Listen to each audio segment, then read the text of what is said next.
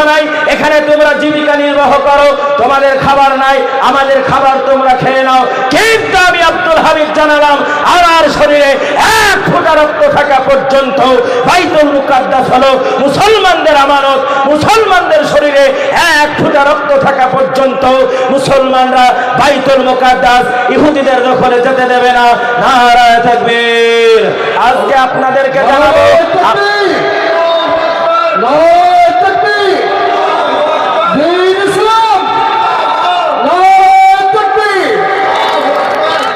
আমার ভাইরা, আমি আলোচনা দীর্ঘক্ষণ করব না।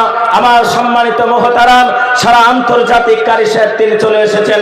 আপনাদের জেনে রাখা দরকার, যখন এইরকম প্রতিবাদ করা হলো, আজকে আপনি তাকিয়ে দেখুন 7 বছর যার বয়স, নাম তার আব্দুল্লাহ, ইসরায়েল বাহিনী তাকে ডাকলো, ডাকার পরে বলল, এই আব্দুল্লাহ, আজকে তোমাকে বলতে হবে ইসরায়েল না জানি কত মা তার নিজের কন্যাকে অন্য জনের হাতে তুলে দিয়েছে। এটাই নাকি আজকের বর্তমান সময়ের আধুনিকতা। এটা আধুনিকতা নয়। আধুনিকতার নামে আপনার মেয়েকে, আপনার ছেলেকে আধুনিকতার নামে ইহুদিয়ানা কালচারে কালচারিত হচ্ছে। আপনি জানেন না পৃথিবীর বুকে সর্বশ্রেষ্ঠ আধুনিক মানুষ যিনি ছিলেন, তিনার নাম হলো মুহাম্মদ সাল্লাল্লাহু আলাইহি ওয়াসাল্লাম।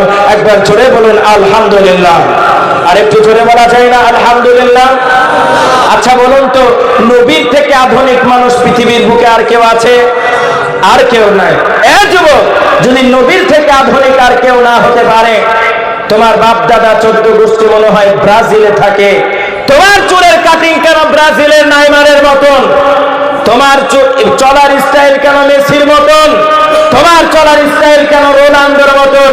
এ যুবক, আজকে যদি তুমি নবীকে আদর্শবান মনে করতে পারো, তাহলে তুমি কেন অপসংস্কৃতিকে গ্রহণ করে আজকে তোমার নিজের দিনকে নষ্ট করছো, তোমার নিজের যৌবনকে নষ্ট করছো?